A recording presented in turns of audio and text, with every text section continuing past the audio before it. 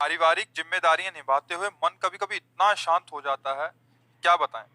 महाराज जी, कभी कभी ऐसा लगता है कि भाग जाएं, वृंदावन चले जाएं। गुरुदेव, इस परिस्थिति हाँ का सामना कैसे करें? हाँ, लगता है ऐसा, क्योंकि बात कह देना सरल है, उसका निर्वाह करना बहुत कठिन। परिवार की बहुत तरह की आवश्यकताएं होती, बहुत मांगे होती हैं, बहुत तरह की व्यवधान व्यवस्था।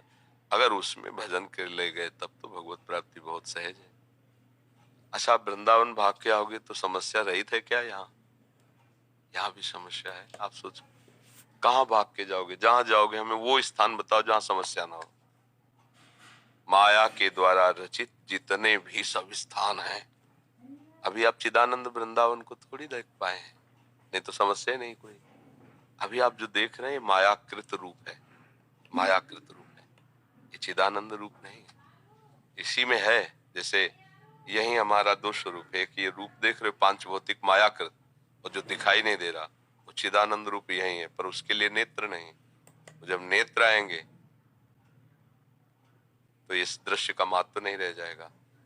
तो भाग कर कहीं भी जाओ तो माया गुणों से भरा हुआ पूरा संसार है। तो भाई समस्या तो ये बात है, कहीं भी समस्या रहित नहीं।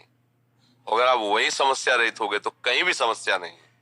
तो हमें लगता है वहीं डट के लड़ो और विजय प्राप्त करो।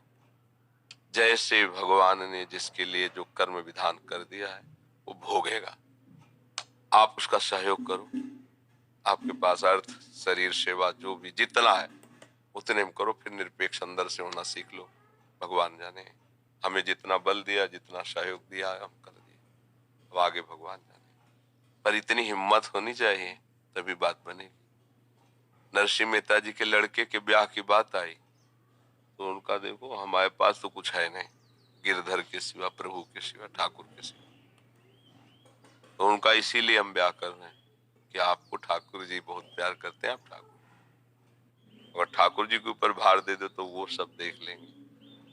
ज्यादा चिंता भी मत करो, तुम्हारे चिंता करने से कुछ होगा नहीं, चिंतन करने से होगा। राधा नाम के धनी बनो, खूब नाम जप करो, जो प्रभु कर रहे हैं उसे देखता, ऐसा होना ही चाहिए। किसी का नहीं चला इस सृष्टि में, किसी का नहीं चला, सबकी कामनाएं पूर्ण नहीं हुई। लाडले लालजू प्रकट हो रहे हैं, अभी प्रकट हो रहे हैं, अभी नंदाले भेज रहे हैं। देवकी मैया अपनी गोद में ढंग से खिला भी नहीं सकी। जिनको ये सौभाग्य मिला, नौ किशोर ठाकुर जी ऐसे जाग छोड़ के जा रहे हैं जैसे पहचानते भी नहीं। मैया तड़प तड़प करके वहां रो रहे। आप मथुरा आ गए, मथुरा से द्वारिका, ये क्या है?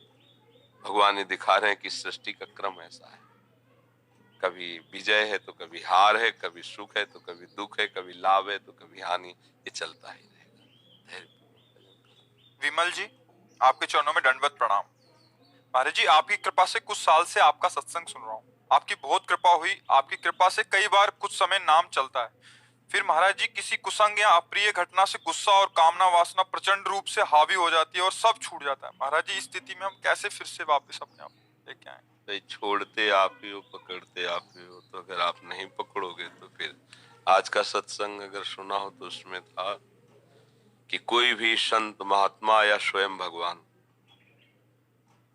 आपको स्वीकृति करनी होगी, अपना कल्याण आपको करना होगा। भगवान सामने अर्जुन से कह रहे हैं अपना उद्धार आपको करना होगा। हम उपाय बता देते हैं, हम तुम्हें वो सामर्थ्य देंगे, वो तुम्हें विचार देंगे, पर चलना आपको होगा। ऐसे ही जैसे श्राप है किसी को जाओ, तो प्राकृतिक शरीर का ही दंड है, वरदान है तो प्रकृति का है। लेकिन ये चिदानंद भाव में भगवत प्राप्ति, भगवत भजन, ये आपको स्वीकार करना होगा। अगर आप नहीं करोगे तो ये कोई भूल जाए कि कोई महात्मा आशीर्वाद दे देगा। ये हम तुमको अंदर की बात बता रहे हैं, हृदय की। किसी के आशीर्वाद से किसी का भजन नहीं होता, किसी के आशीर्वाद से किसी को भगवत प्राप्ति नहीं होती। हाँ, यही आशीर्वाद है, जब आप सत्संग सुनते हो, उन पर श्रद्धा करते हो, उनकी बात मानते हो, तो फिर आप में वो योग्यता आ जाएगी, आप चल पड़ोगे। आप न स्वीकार करो तो कोई आपका कल्याण नहीं कर सकता। भगवान भी अवतरित हुए हैं, बड़े बड़े महापुरुष हुए हैं, जीव तो अविनाशी है, उस समय भी हम रहे होंगे पर हमारा कल्याण नहीं हुआ। अगर आप अब भी नहीं चाहोगे तो अब भी कल्याण नहीं होगा। किस पर गुस्सा करोगे? किस बात पर गुस्सा? अपने मन पर गुस्सा करो, जो भोगों में फंसा रहा है, जो शरीर को निर्बल कर रहा है, उस गुस्सा को तुम काहे आदर दे रहे हो?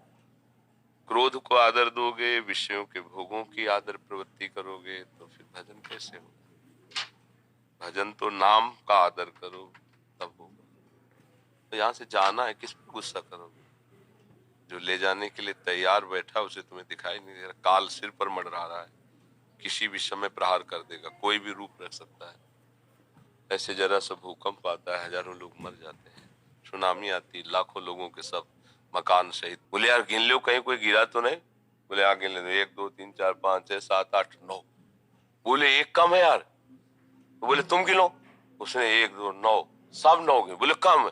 एक आदमी बाहर खड़ा देख रहा, बोले यार इसमें एक तो कोई गायब है, 9 है इसमें। तो कहा भैया गायब नहीं तो अपने को काय छोड़ रहे हो? तो उसी को पराभक्ति कहा गया है।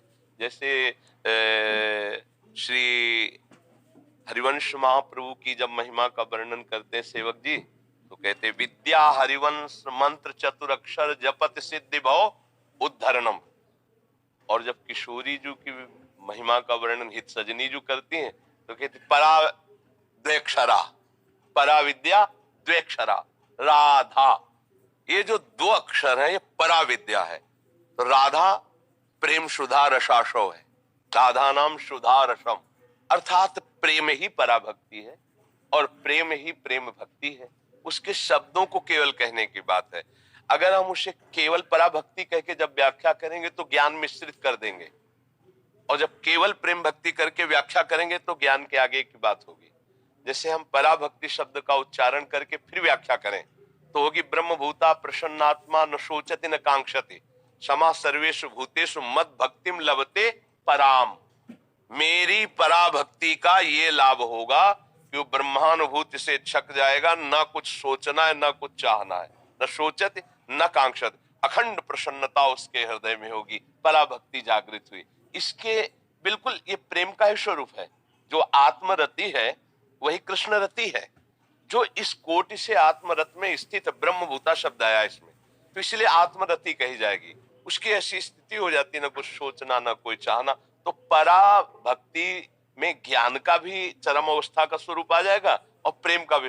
पर प्रेम भक्ति जब हम बात करेंगे तो उसको बिल्कुल ऐसे कर देंगे। और फिर इधर प्रभु की विविध रसमयी जो लीला है, उस लीला के चिंतन में, लीला पात्र बनकर लीला की सेवा में, ये प्रेम लक्षणा भक्ति का अंतिम स्वरूप जो आता है वो भावदेह होता है।